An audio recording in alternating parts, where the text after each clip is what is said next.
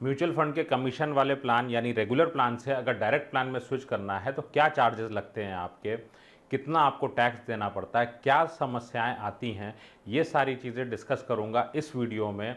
सो अंत तक बने रहिएगा और वीडियो पसंद आए तो लाइक कर दीजिएगा, चैनल को सब्सक्राइब कर दीजिएगा। Hi, I am Viplav Majumdar, I am founder of planyourworld.com। Plan your world में हम आपको ट्रेनिंग देते हैं ताकि आप अपने फाइनेंशियल प्लानर खुद बन सकें। आगे चलते हैं वीडियो में। आपके पास रेगुलर प्लान है, कैसे पहचानेंगे आपका प्लान जो है उस पर आप कमीशन दे रहे हैं या नहीं, इसके लिए ऊपर मैंने वीडियो बनाई हुई है, आप उस वीडियो को चेक कर लीजिएगा। सो वहाँ से आप आइडेंटिफाई कर पाएंगे। यहाँ पे आप बस इतना ध्यान रखें, अगर आपकी स्कीम में कहीं पे भी स्कीम के नेम में ये रेगुलर वर्ड मेंशन्ड है तो इसमें आप कमीशन दे रहे हैं। सो ये याद रखिए कि इसको अगर आपको चेंज करना है तो आपको पहले देखना पड़ेगा कि आपका फंड किस तरीके का है। नंबर 1 पॉइंट, आपके पास एसआईपी है। अगर एसआईपी है तो आपको क्या करना है, सबसे पहले ध्यान रखना है स्टेप 1, आपको इसको स्टॉप करा देना है। एसआईपी को स्टॉप करा दीजिए। सो जो इन्वेस्टमेंट आपके पास अभी है वो इन्वेस्टमेंट रहेगा। नेक्स्ट 30 डेज में जो भी इंस्टॉलमेंट जानी है वो रुक जाएगी। सो वो जाने के बाद में तो एक इंस्टॉलमेंट और जाएगी, देन आपका ये एसआईपी स्टॉप हो जाएगा। एंड सेम फंड में डायरेक्ट प्लान में आप नई एसआईपी 1 महीने बाद स्टार्ट कर सकते हैं। सो आपके पास 2 तरह के एसेट हो गए, एक हो गया ओल्ड यूनिट्स जो कि रेगुलर प्लान में है, और आपके पास एक हो जाएगा न्यू। सो न्यू यूनिट्स आपकी होंगी डायरेक्ट प्लान के अंदर।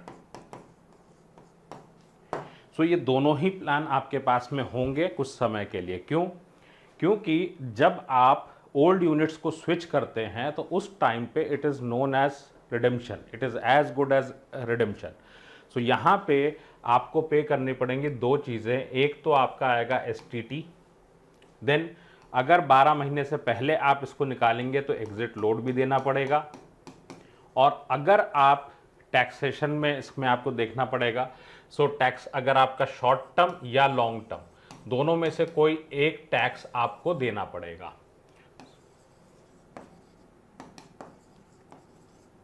सो अभी मैं लॉन्ग टर्म और शॉर्ट टर्म के ऊपर भी बात करूंगा। अब दूसरी सिचुएशन आपके पास आती है जहां पे आपके पास में है लमसम इन्वेस्टमेंट। सो आपने इसमें लमसम इन्वेस्टमेंट किया है या वन टाइम किया हुआ है और आप चाहते हैं कि इसको आप हटाएं, तो आपको सिंपली ये देख लेना है, अगर आपके 12 महीने हो चुके हैं 12 मंथ्स, या आपने एनएफओ में लिया है, एग्जिट लोड का पीरियड अगर हो चुका है, सो ए पॉइंट आप 12 महीना देख लीजिए, बी पॉइंट इसमें आप देख लीजिए कि एग्जिट लोड इसका ख़त्म हो चुका है। सो आपको अगर ना पता हो तो आप कंपनी में फ़ोन करके इसके बारे में जानकारी ले सकते हैं, आप एजेंट से भी पूछ सकते हैं। सो एग्जिट लोड का पीरियड अगर ख़त्म हो गया है तो then you can switch it.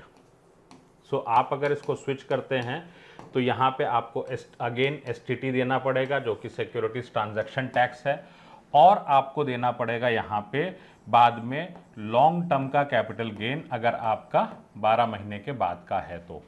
सो 1 लाख रुपए का कैपिटल गेन आपका टैक्स फ्री होता है एवरी ईयर। अगर 1 लाख से ऊपर का है तो 10% आपको टैक्स देना पड़ेगा इस अमाउंट पे। सो जिनका भी पोर्टफोलियो काफ़ी बड़ा हो चुका है वो बहुत सावधानी से इसको करें। क्या ये इतना ही सिंपल है जितना सिंपल आपको दिख रहा है? आपको पूरी कैलकुलेशन में से एसआईपी में आपको खाली ध्यान रखना है कि 12 महीने की पुरानी यूनिट्स 12 मंथ्स ओल्ड यूनिट्स को अलग कैलकुलेट करना है, और 12 मंथ्स ओल्ड और 12 मंथ्स से लेस जितने भी हैं उनको अलग अलग चलें। साथ में आपको ध्यान रखना है कैपिटल गेंस टैक्स का। क्या होगा कि आपका पोर्टफोलियो अगर पुराना है, आपने अगर 10 साल से एसआईपी रखी हुई है, आपके पास 15 साल 5 साल से एसआईपीज़ हैं, फंड वैल्यू ठीक हो गई है, तो पहले कैलकुलेट करिए कि गेन कितना है। गेन कितना है ये जानने के बाद ही इसको करिएगा, अदरवाइज आपको इतना हेवी टैक्सेशन आएगा कि फिर दिक्कत होगी। दूसरा, अगर आपको म्यूचुअल फंड अपने आप मैनेज करना है तो इसके बहुत सारे डिसएडवांटेजेस भी हैं, उसके ऊपर भी मैंने वीडियो बनाई हुई है, उस वीडियो को आप देख सकते हैं।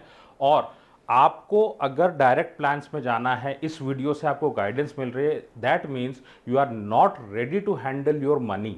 ये बात एकदम क्लियर। और ऐसी कंडीशन में you should learn how to manage your money.